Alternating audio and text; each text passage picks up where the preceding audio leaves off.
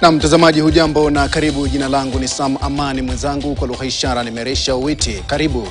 Wanaharakati Bob Njagi na Nicholas Oyoo waliokuwa wamezuiliwa nchini Uganda wameachiliwa huru. Wakizungumza na wanahabari katika uwanja wa ndege wa JKIA hapa Nairobi, Njagi na Oyoo wamesema kwamba walikamatwa na maafisa wa jeshi wakihudhuria kampeni za mgombea urais Bobi Wine na kuzuiliwa katika kambi moja ya kijeshi ambako walipokea mateso. Kama Winfrey Owino anavyoripoti, imebainika kwamba rais wa zamani Uhuru Kenyatta amechangia pakubwa katika kuachiliwa kwao.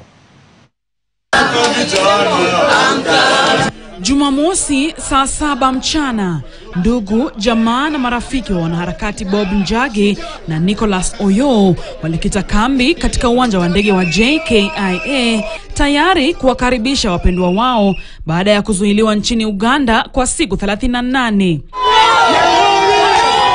Hisia mseto zilidhihirika wazi miongoni mwa familia na watetezi wa haki za kibinadamu baada ya kuwatafuta wawili hawa kwa zaidi ya mwezi mmoja kupitia vyombo vya habari. I want to thank everybody who has been helping us throughout. It has been a difficult time, but God is in control. Kwa kugusia tu, Njagi na Oyoo wameelezea kukamatwa kwao na maafisa wa jeshi la Uganda na kuzuiliwa kwenye kambi ya jeshi kwa siku kadhaa bila chakula. At this point, we don't want to say much because we have to go for some medical attention a bit.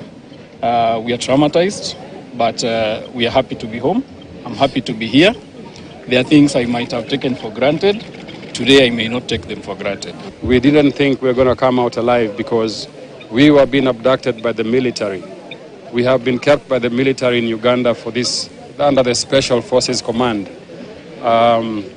We're going to release more details to you in a short while. Wakikemea hatua za serikali za Afrika Mashariki kukandamiza uhuru za wananchi, wanaharakati ambao wamekuwa mstari wa mbele kusukuma kuachiliwa kwa wawili hawa wamempongeza Rais mstaafu Uhuru Kenyatta kwa kuingilia kati na kusaidia wawili hao kuachiliwa. There were a lot of complex negotiations that took place.